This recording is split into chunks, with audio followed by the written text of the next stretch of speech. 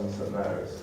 At various different meetings, some of my administration colleagues, so to speak, have stated that this was a relatively recent development, but from my recollection, this was something that was discussed both before the election in May, but also at the church meeting in Hammersmith, which was shortly after the election. Can you just confirm and give some clarity over when it was publicly announced about the additional consultant emergency staff at both St Mary's and Charing Cross?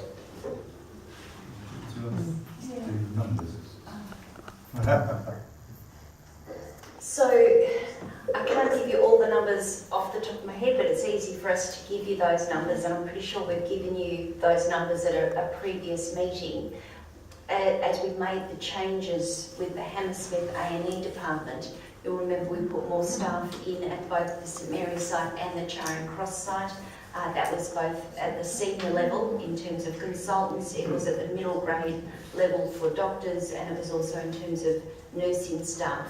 The additional consultants I talked about during this meeting is further consultants over and above that at our St Mary's site, and that's been particularly to the extend the hours that we've got senior consultant cover on site rather than on call at the A&E department.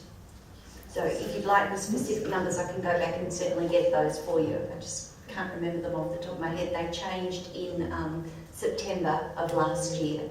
So the changes to Hammersmith A&E were on the 10th of September, and that's the time that we changed the consultant and junior doctor and nursing infrastructure at both our Charing Cross and St Mary's sites. And you're right, it was at 22nd of July at the church, and it was part of the assurance, the meeting that we took that. And I think it's worthy of note that part of the aims of the reconfiguration of the A&Es is that there are less sites, but we have more consultants, and there are now more consultants in North West London than there were before September the 10th. Okay, just to follow up on that, the big complicating factor, I think, for both you and for us around this table, is the Keogh report. And frankly, I'm getting a little bit tired and bored of the whole situation. I would like to see, and I'm speaking on behalf of the Conservative group, and I'm sure the rest of the council, Charing Cross to have an A&E that is an A&E, that is not an urgent care centre, as we have been promised at multiple occasions. So I want to, you to use your influence in the process to make sure that happens, and that is a key factor in our support for the proposals.